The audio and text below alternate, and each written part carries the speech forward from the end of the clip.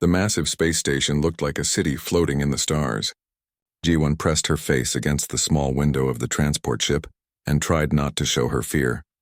She had seen pictures of the council station before, but seeing it in person made her stomach twist. The thing was bigger than most moons back home. "First time seeing Nexus Prime?" asked the pilot. He was from the Kalari species with blue skin and 4 arms. His voice sounded bored, like he had made this trip 1,000 times before. "Yes," Ji-won said. She kept her voice steady. As Earth's first ambassador to the Galactic Council, she could not show weakness. "Not now." The pilot laughed, but it was not a nice sound. "You humans always look so shocked." "Wait until you meet the Council. They will make you understand how small your species really is." Ji-won said nothing. She had been trained for this moment for 3 years. Ever since humanity had built their first faster-than-light ships and ventured beyond their own solar system, they knew this day would come. The Galactic Council ruled everything in this part of the galaxy. Every species that wanted to travel the stars had to pay tribute to them. The transport ship docked with a loud clang. Ji-won gathered her simple black briefcase and followed the pilot through a series of corridors. The walls were made of some kind of crystal that glowed with soft light. Everything was huge, built for species much larger than humans.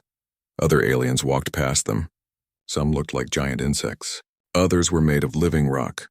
One group floated in the air like jellyfish. None of them paid any attention to Ji-won.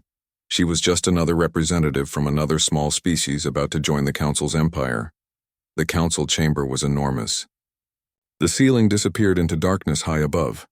12 massive seats were arranged in a circle, each one different and strange. At the center stood a small platform with a single chair. "That is where you will sit," the pilot said, pointing to the platform. "Try not to embarrass yourself." Ji-won walked to the center of the room. Her footsteps echoed in the vast space. She sat down and waited. Above her, light began to shine on the 12 seats. One by one, the council members appeared. The first was Valix Thuron, the council speaker. He looked like a mountain of living crystal, with light pulsing through his transparent body. When he spoke, his voice filled the entire chamber.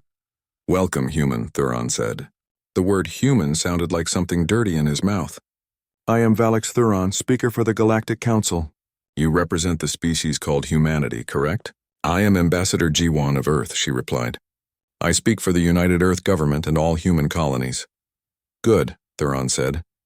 "This will be simple. The Council has reviewed your species' development. You have achieved faster-than-light travel and have established colonies on 7 worlds. This brings you under Council jurisdiction." Other Council members began to speak up. Councillor Drexhigh looked like a giant slug covered in metal armor. "Your species shows promise," he said. "With proper guidance, humans could be useful to the Council. The terms are standard," Thuron continued. "Your species will provide 40% of all resources to the Council treasury. This includes metals, energy sources, and food production. 30% of your population will serve as workers on Council projects. Your military will be disbanded except for local police forces approved by us." Ji-won felt her heart beating faster, but she kept her face calm. These were the same terms offered to every species. Accept them, or be destroyed. "Furthermore," Thuron said, "Council governors will be placed on all human worlds to ensure compliance. Your leaders will report to them. Any technology development must be approved by the Council first. These terms are final and cannot be changed." On her wrist, Ji-won felt a small vibration. It was a message from Captain Hyun-woo, watching from the human embassy ship outside the station. The message was simple. "We support whatever decision you make." Ji-won looked around the chamber. Every council member was watching her. They all had the same expression, bored confidence. They had done this same thing hundreds of times before. No species had ever refused. "You have 1 hour to consider," Thuron said. "Though I should mention that every species before you has accepted within minutes. The consequences of refusal are unpleasant." As if to prove his point, a hologram appeared above Ji-won's head. It showed a dead world, its surface cracked and burning. Cities lay in ruins. Nothing moved anywhere on the planet. "The Corvani species," Drexhigh explained. "They took 6 hours to accept our terms. We considered this an insult. Their homeworld took 3 days to crack under our bombardment. The hologram changed to show other dead worlds, dozens of them, all species that had somehow offended the Council." "Of course," Thuron said. "That was long ago. We prefer peaceful integration now. Accept our terms and your species will prosper under our guidance. Refuse and... He gestured at the burning worlds. Jiwan stood up slowly. She thought about Earth with its blue oceans and white clouds. She thought about the colonies where human children were being born under alien stars. She thought about everything her species had built and dreamed of building. She also thought about the faces of the council members, so sure of themselves, so certain that she would bow down like everyone else. Do you require the full hour? Theron asked. Most species find our offer quite reasonable once they understand the alternatives. Jiwan looked directly at the council speaker. Around her, the chamber fell completely silent. Even the air seemed to stop moving. 12 ancient species that had ruled the galaxy for thousands of years waited for her answer. No, she said. The word echoed through the vast chamber. For a moment, nobody moved. Nobody spoke. The silence stretched on and on. Finally, Theron's crystal body flashed brighter. Excuse me. Did you say no to requiring more time or no to our offer? Jiwan's voice was calm and clear. No to your offer. Humanity rejects your terms. The silence that followed was different now. It was the silence of shock. For the first time in 10,000 years, a species had refused the Council's demands. And in that moment, everything changed. 3 weeks after humanity's refusal, the Council's pacification fleet reached the outer edge of human space. Commander Taehyun watched them approach on his tactical display from Kepler Station, humanity's furthest outpost. The numbers were terrifying. 200 massive Council warships, each one 10 times larger than the biggest human vessel. Their leader was the dreadnought Eternal Dominion, a ship so large it had its own gravity field. Sir, said Lieutenant Minho at the communications station, they're sending a message. The main screen flickered to life, showing Admiral Zarion's shadow spider form. His voice was like broken metal scraping together. Human Commander, I am Admiral Zarion of the Galactic Council. You will surrender this station immediately and prepare for processing. Taehyun looked around his small command center. He had 50 people under his command and exactly 3 aging patrol ships. Against 200 Council warships, they wouldn't last 5 minutes in a straight fight. Admiral, Taehyun replied calmly. This is Commander Taehyun of Kepler Station. We decline your request. There was a pause. You decline? Human, do you see my fleet? Do you understand what we will do to you? I understand perfectly, Taehyun said. But I have my orders. This station does not surrender. On the bridge of the Eternal Dominion, Admiral Zarion studied the small human station through his ship's sensors. It was barely a speck compared to his massive fleet. The humans couldn't possibly think they could win. Target their weapons, he ordered. We'll disable them first, then board the station. But as the Council ships moved into attack formation, something unexpected happened. The 3 human patrol ships didn't retreat. Instead, they accelerated directly toward the Council fleet. Captain Minji commanded the patrol ship Defiant. She was young for a ship captain, only 28, but she had graduated top of her class from the Naval Academy. As her ship raced toward the enemy fleet, her crew worked frantically at their stations. Weapons locked on the lead cruiser, reported her tactical officer. Sir, they're targeting us, called the sensor operator. 50 ships have locked onto our position. Minji smiled grimly. Then we better make this count. All power to forward shields and weapons. Ramming speed.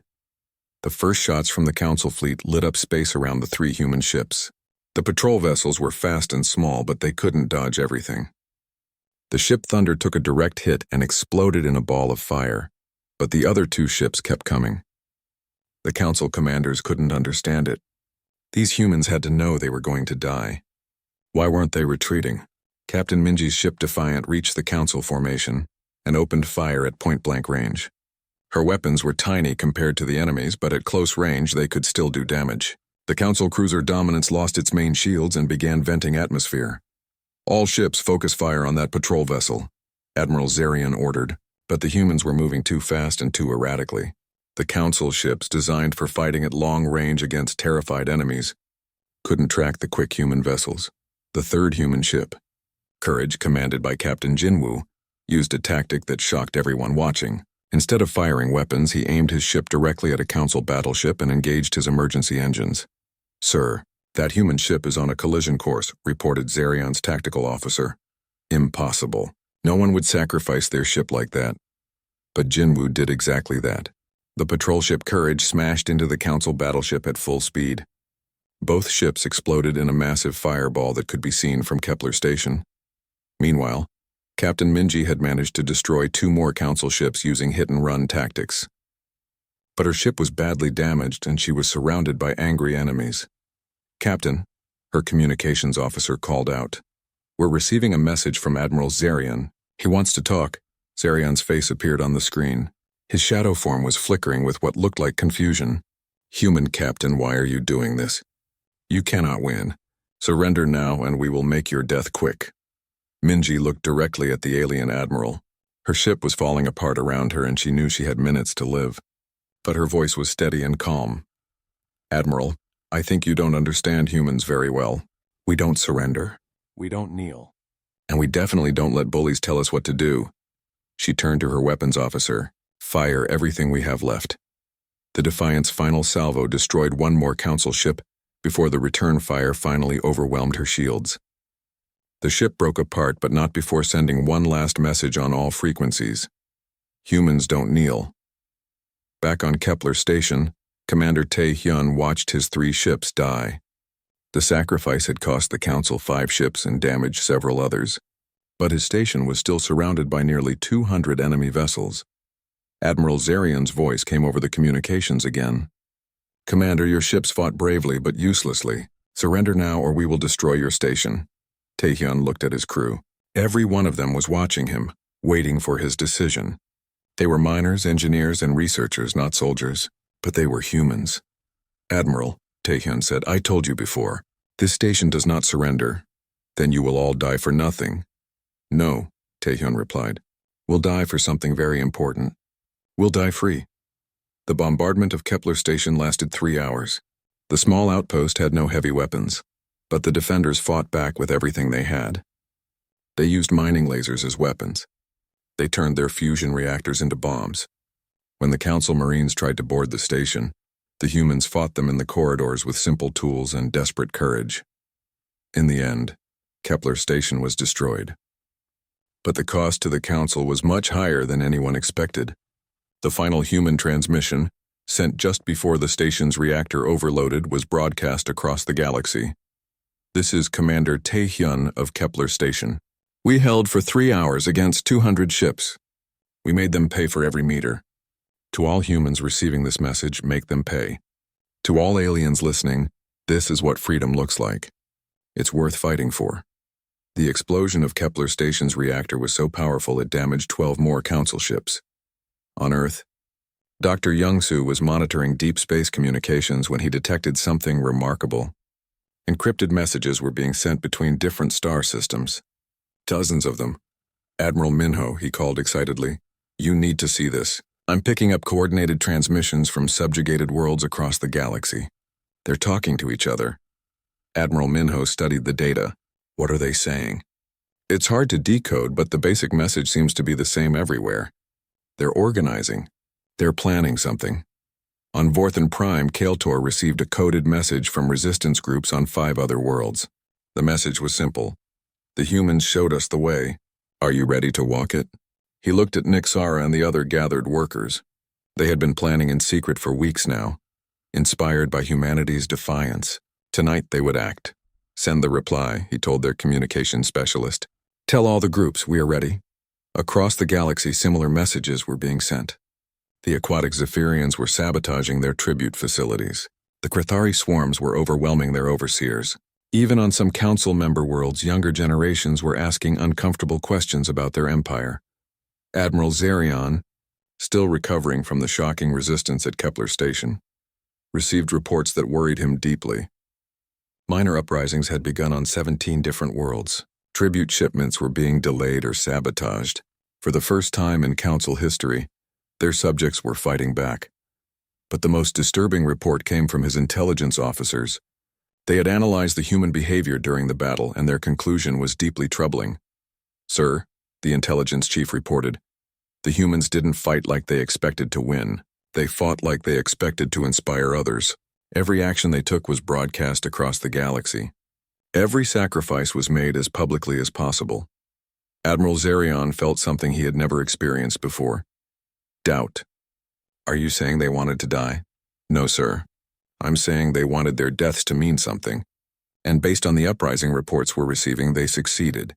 The destruction of Kepler Station had cost the Council only 1 day and a few ships, but it had cost them something much more valuable, the myth that resistance was impossible. And across the galaxy, that myth was crumbling faster than the Council could contain it. The silence in the Council chamber lasted exactly 17 seconds. Ji-won counted them. Then Councillor Drexhai's voice exploded through the room like thunder. Did this creature just refuse us? His metal armor clanked as he moved forward on his chair. Did this tiny human just say no to the Galactic Council? Other council members began talking at once. Their voices mixed together in a storm of anger and disbelief. Ji-won remained standing in the center, her hands steady at her sides. Valix Thuron raised one crystalline arm and the chamber fell quiet again. His body pulsed with angry red light. Human ambassador, he said, and his voice was colder than space itself. Perhaps you did not understand. We were not making a request. We were informing you of what will happen. I understood perfectly, Ji-won replied. My answer remains the same, no. The word hit the chamber like a physical force. Several council members actually stepped back. Then you have chosen extinction, Drexhai snarled. We will make an example of your species that the galaxy will remember for 1,000 years. The pacification fleet will be assembled, announced Councillor Vextar. A being that looked like a walking tree made of metal. Every ship, every weapon. We will show the galaxy what happens to those who defy us. Ji-won activated the communication device on her wrist. Captain Hyunwoo, please inform Earth that I have delivered our response to the Council's terms. On the human embassy ship floating near the station, Captain Hyunwoo received the message. He immediately sent a priority transmission back to Earth. The message was simple. Package delivered. Weather report. Storms incoming. Back on Earth, Admiral Minho was waiting in the Defense Council meeting room.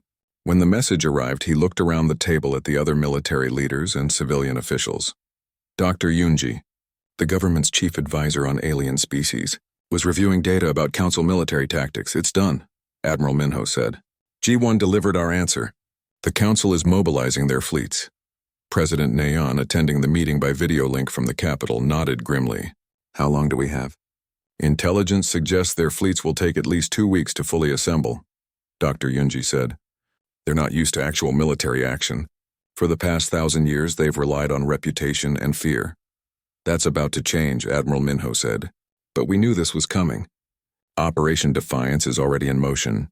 Across the galaxy, news of humanity's refusal spread faster than the Council's ships could travel. On a dozen subjugated worlds, people gathered around communication devices to hear the impossible news. On the mining world of Vorthan Prime, Kael'tor could barely believe what he was hearing. He was tall and thin, with gray skin and large dark eyes. Like all his people, he had spent his entire life working in the deep mines, digging precious metals for the Council's treasury.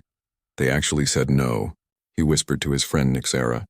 She was smaller than him but stronger, with scars on her arms from years of dangerous work. The transmission was clear, she said, checking to make sure no Council overseers were listening. A species called humanity refused the tribute demands. They're saying no to the Council. Around them, other Vorthon workers had stopped their mining. For the first time in generations, hope flickered in their eyes. If humans can refuse, Kael'tor said quietly, maybe we can too. Similar conversations were happening on dozens of worlds. The aquatic Zephyrians whispered about it in their underwater cities. The insect-like Krathari passed the news through their hive networks. Even some of the Council's own member species began to question things they had never questioned before. Back at the Council station, the war preparations began immediately. Admiral Zerion, the Council's military commander, started calling in fleets from across the galaxy. His species looked like giant spiders made of living shadow, and his voice was like the sound of breaking glass. Assemble the 1st through 5th battle groups, he ordered his staff. I want 10,000 ships minimum. We will turn the human homeworld into dust. But Captain Dongmin of the human reconnaissance ship Silent Running was already watching these preparations from a safe distance. His ship was small and fast, built for stealth rather than fighting. Through his advanced sensors, he could see the massive Council fleets beginning to gather. Intelligence Officer Sora, he called to his second-in-command. "What are you seeing?" Sora studied her displays carefully. She was young but brilliant, with a talent for reading enemy patterns. "Something interesting, Captain. Their ships are moving slowly, very slowly, like they're not used to military operations." "Makes sense," Dongmin said. "When was the last time they actually had to fight anyone?" "According to our historical data, over 800 years ago," Sora replied. "And that was against a species that tried to run away, not fight back." On the bridge of his command ship, Admiral Zarian was having similar thoughts. He reviewed the tactical reports about humanity.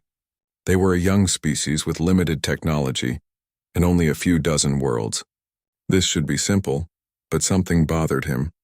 In all his years commanding Council forces, he had never faced an enemy that chose to fight. Every species they encountered either surrendered immediately or begged for mercy. What made these humans different? Back on Earth, Admiral Minho was asking himself the same question, but from the other side. In the Defense Council bunker deep underground, he looked at the strategic displays showing Council fleet movements. "They're bringing everything they have," he said to his staff. 10,000 ships, maybe more. "Against our 300, said Admiral Gina, his second-in-command. "Not great odds." "No," Minho agreed. "But we're not planning to win through numbers. Dr. Yunji, tell me about their psychology." The scientist pulled up her research. "The Council species have ruled through fear for so long that they've forgotten how to actually fight. They rely on overwhelming force and the assumption that their enemies will break quickly. And if their enemies don't break?" Admiral Gina asked. "Then they're in trouble," Dr. Yunji said. "Because fear only works if your target is afraid." "And humans," she smiled grimly. "Humans have a history of getting stubborn when someone tries to push them around." At the same time, on dozens of worlds across the galaxy, something extraordinary was beginning to happen. Small groups of subjugated aliens were starting to organize. They shared information through hidden networks. They whispered about the humans who had said no. On Vorthon Prime, Kael'tor held a secret meeting in an abandoned mineshaft. 20 other workers had come, all of them taking enormous risks just by being there. "The humans are going to fight," he told them. "For the first time in our history, someone is going to fight the Council. They'll be destroyed," said one worker, fear clear in his voice. "Maybe," Kael'tor admitted. "But maybe not. And even if they are, they've shown us something important. They've shown us that we don't have to just accept whatever the Council decides." Nixara stood up. "I've been thinking about this all day. What if we're not as helpless as we think? What if the only reason the Council controls us is because we let them?" The meeting lasted 3 hours. By the end, they had decided to do something that hadn't been attempted in 1,000 years. They were going to resist. As news of humanity's defiance continued to spread, the galaxy began to change in ways the Council could never have imagined. Their empire had been built on the idea that resistance was impossible, but now, one small species had shattered that idea with a single word. And that word was spreading like fire through the darkness, lighting up worlds that had been dark for far too long. The news of Kepler Station's destruction reached Earth 12 hours after the battle ended. Admiral Minho stood in the command center, watching the tactical displays as Council fleets moved deeper into human space. They had lost their first battle, but something important had happened. "Sir," Intelligence Officer Sora reported, "we're detecting massive communication traffic across known space. The resistance movements are coordinating with each other now." Admiral Gina joined them at the display table. "How many worlds are involved?" "At least 40 that we can confirm," Sora replied. "And the number is growing every hour." Minho nodded grimly. "Taehyun and his people didn't die for nothing." "But the Council fleets are still coming. We need to be ready." President Neon appeared on the main communication screen, calling from the secure bunker beneath the capital. "Admiral, what's the status of Protocol Spartacus?" "Proceeding as planned, Madam President. We're turning the entire solar system into a fortress. Every asteroid, every moon, every space station is being armed and prepared for siege warfare." The plan was simple but ambitious. Since humanity couldn't match the Council's numbers, they would make every inch of space around Earth as costly as possible to take. Mining stations became weapons platforms. Civilian ships were converted into guided missiles. Even small asteroids were being fitted with engines and explosives. On Mars, engineer Sungho was working on humanity's secret weapon. The Liberty Beacon was a quantum transmitter, powerful enough to broadcast across the entire galaxy. If completed, it could send messages to every world simultaneously. How much longer? Asked his assistant, Dr. Hayon. Another week, maybe 2. Sung-ho replied, wiping sweat from his forehead. The power requirements are enormous. We're having to tap directly into the planet's fusion core. Meanwhile, across the galaxy, the revolution was spreading faster than anyone had expected. On Vorthan Prime, Kael'tor led the first successful uprising against council rule in over 1,000 years. It started in the deep mines. The Vorthon workers simply stopped working. When the council overseers tried to force them back to their jobs, the workers refused. When the overseers called for security forces, they found that the security forces were also refusing orders. "You cannot do this," shouted Overseer Blextar, a tall alien covered in metal plates. "The council will send fleets to destroy this world." Kael'tor stood before him, no longer afraid. Behind him stood thousands of his people, united for the first time in generations. "Let them come. We've seen what humans can do with 3 small ships. We have millions of people and we know this world better than any council fleet." Nixara had taken control of the communication center. She was broadcasting their rebellion across the galaxy, inspiring others to follow their example. "This is Vorthan Prime," she announced. "We are no longer slaves. We are free people, and we stand with humanity." The rebellion spread to other mining worlds. The aquatic Zephyrians drained their tribute reservoirs, sending the precious water back to their own cities instead of council storage facilities. The insectoid Krathari swarms overwhelmed their overseers through sheer numbers. Their hive mind finally turned toward resistance instead of servitude. On the council's capital world, Speaker Valix Thuron convened an emergency session. The crystal being's body pulsed with angry red light as he received reports from across the galaxy. 17 worlds in open revolt, reported War Marshal Zerion. Tribute shipments from 43 systems have stopped completely. Our own member species are reporting internal dissent. Counselor Drexhai slammed his armored fist on his chair. "This is what happens when we show mercy. We should have destroyed the human homeworld immediately."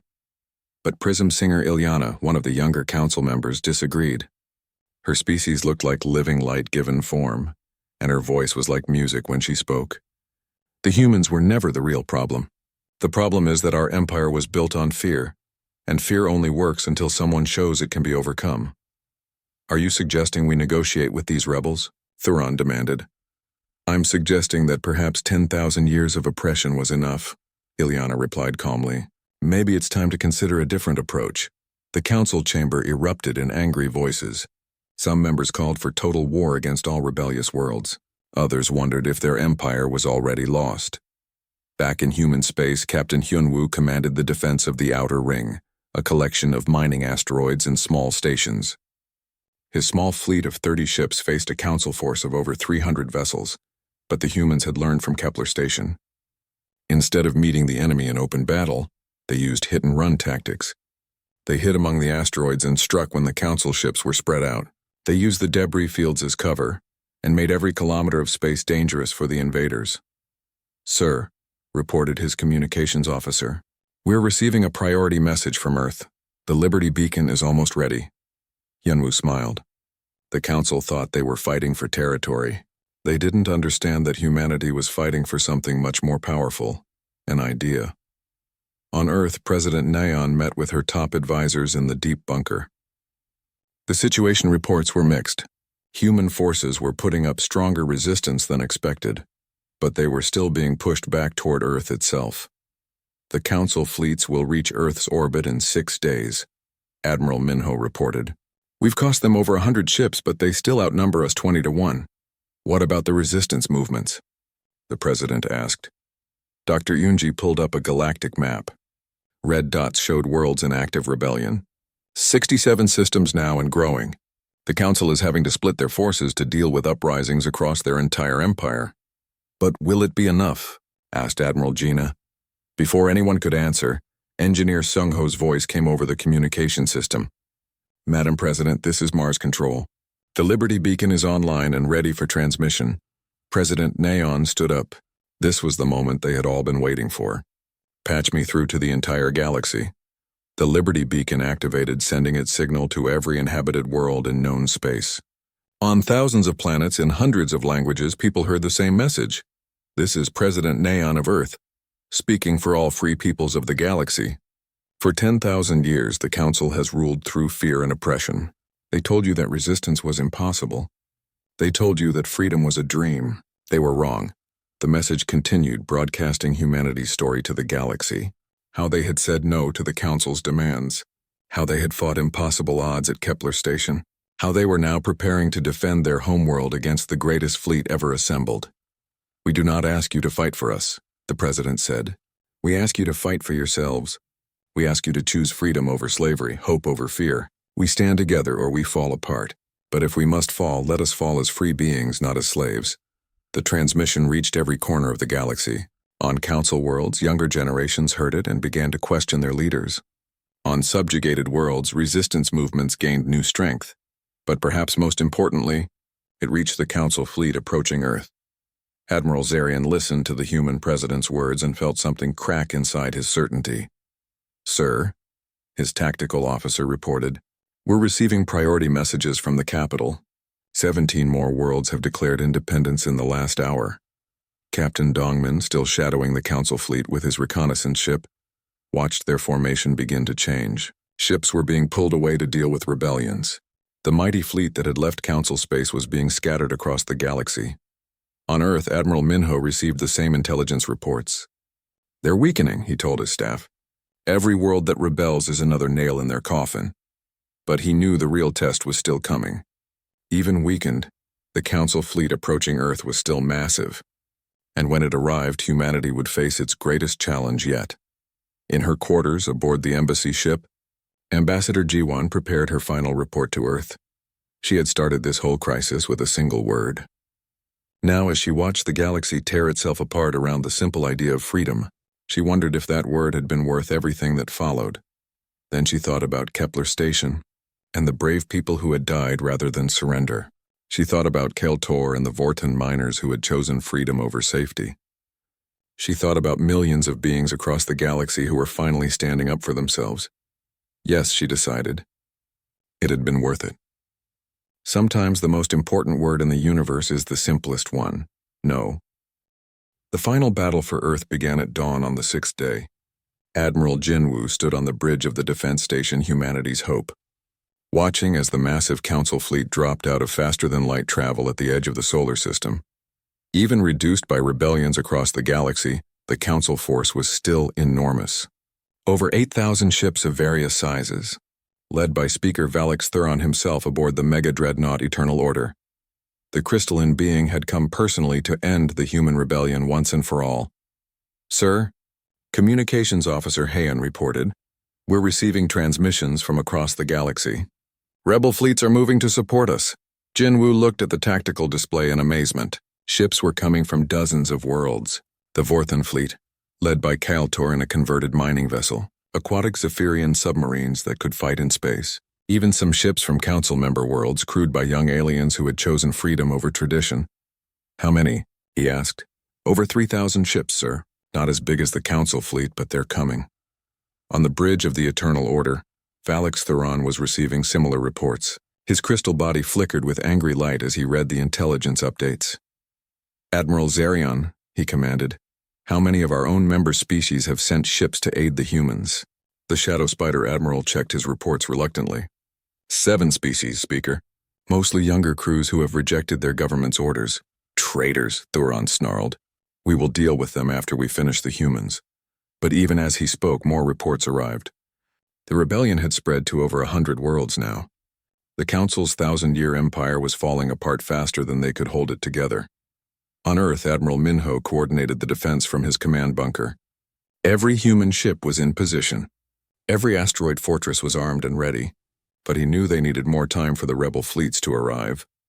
"Open a channel to the Council flagship," he ordered. Moments later, Valix Thuron's massive crystal form appeared on the screen. His voice boomed through the command center.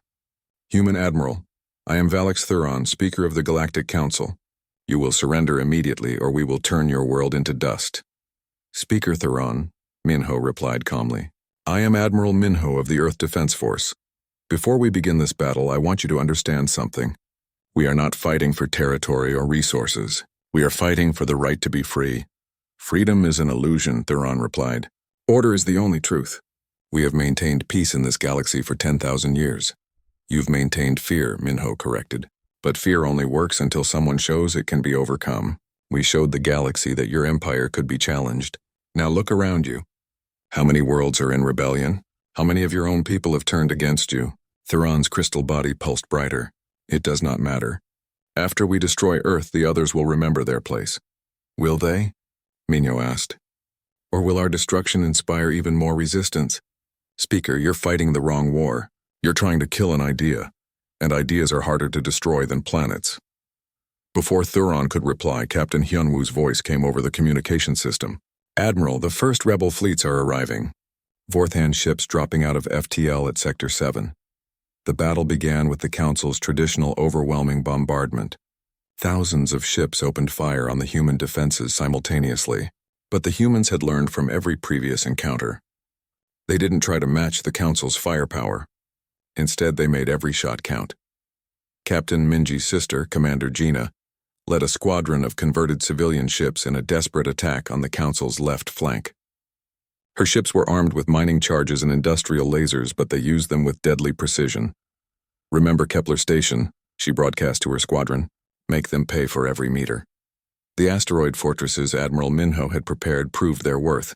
Hidden among the space debris, they fired on Council ships that came too close, then disappeared back into the asteroid field. The Council fleet found itself fighting enemies they couldn't see. But the real turning point came when the rebel fleets arrived in force. Kael'tor's Vorthan ships dropped out of FTL directly behind the Council formation. The converted mining vessels weren't built for war, but they were tough and their crews were desperate for freedom. This is Kael'tor of Vorthan Prime, he broadcast on all frequencies. We stand with humanity. We stand for freedom. The aquatic Zephyrians attacked from another direction, their submarine-like ships moving in ways the Council had never seen before. The Krathari swarmed the enemy fleet with thousands of small fighter craft, each one piloted by an insect warrior who had chosen death before slavery. Even some Council ships turned against their own fleet. Young crews who had listened to the Liberty Beacon broadcasts refused their orders and joined the Rebel Alliance. Admiral Zarian watched his perfect battle plan fall apart. Speaker, we're surrounded. Half our fleet is fighting the other half. The humans have turned our own people against us. On the bridge of humanity's hope, Admiral Jinwoo coordinated the chaotic battle. Ships from dozens of species fought together for the first time in galactic history. Humans worked alongside Vorthans. Zephyrians fought beside former Council species, and all of them united against the old order. But Valix Thuron was not finished. The ancient crystalline being activated the Eternal Order's ultimate weapon, a planet-cracking beam that could split worlds in half. If we cannot rule this galaxy, Thuron announced, then we will cleanse it of those who refuse to be ruled. The massive weapon began charging, its energy readings visible to every ship in the system. In 60 seconds, it would fire at Earth. Admiral Minho made a decision that would be remembered for generations. All ships, this is Earth Defense Command. Ramming attack on the Eternal Order. All ships ramming speed, the response was immediate. Not just human ships, but vessels from across the galaxy turned toward the Council flagship. Vorthan miners, Zephyrian submarines, even some former Council ships joined the desperate charge. You cannot stop us all. Kael'tor broadcast as his ship accelerated toward the enemy. We are not afraid anymore. Valix Thuron watched thousands of ships racing toward his flagship and felt something he had never experienced. Fear. Not of death, but of obsolescence. The galaxy had moved beyond him and his empire. Speaker, Admiral Zarian reported. Ramming attack incoming from all sides. We cannot stop them all.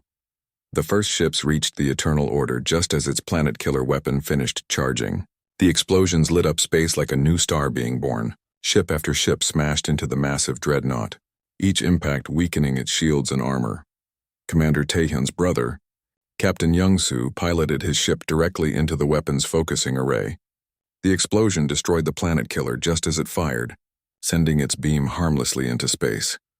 But the most important moment came when Ambassador Ji-won, watching from the human embassy ship, received a communication from Speaker Thuron himself. The crystalline being appeared on her screen, his body flickering weakly from damage to his ship. Human ambassador, he said, his voice no longer filled with arrogance. You have destroyed us. No, Ji-won replied gently. We have freed you. Your empire was built on making others afraid. But fear is a prison that traps the jailer as much as the prisoner. You can choose to be something better. Thuron was quiet for a long moment. Around his dying flagship, the battle was ending. Most of his fleet had either been destroyed or had joined the rebels. His 10,000-year empire was finished. What do you want from us? He asked finally. Nothing, Ji-won said. We want you to be free to choose your own path just like everyone else. No more tribute. No more forced labor. No more fear. The Eternal Order's final transmission was heard across the galaxy. This is Speaker Valix Thuron of the former Galactic Council. I hereby dissolve the Council and renounce all claims to authority over any world or species. All beings are free to determine their own destiny. The war ended not with humanity's victory, but with the Council's voluntary surrender. Faced with the choice between destroying the galaxy and allowing it to be free, even the most ancient tyrants chose freedom. 1 year later, Ambassador Ji-won stood before the new Galactic Assembly, representing not just humanity, but the principle that had sparked the greatest liberation in galactic history. The hall was filled with representatives from hundreds of species, all equals now. We gather here not as rulers and subjects, she said, but as free beings choosing to work together. 1 year ago, this galaxy was ruled by fear. Today, it is guided by hope. She paused, looking out at the diverse crowd of aliens who had once been enemies. Sometimes the most powerful word in the universe is the simplest. No.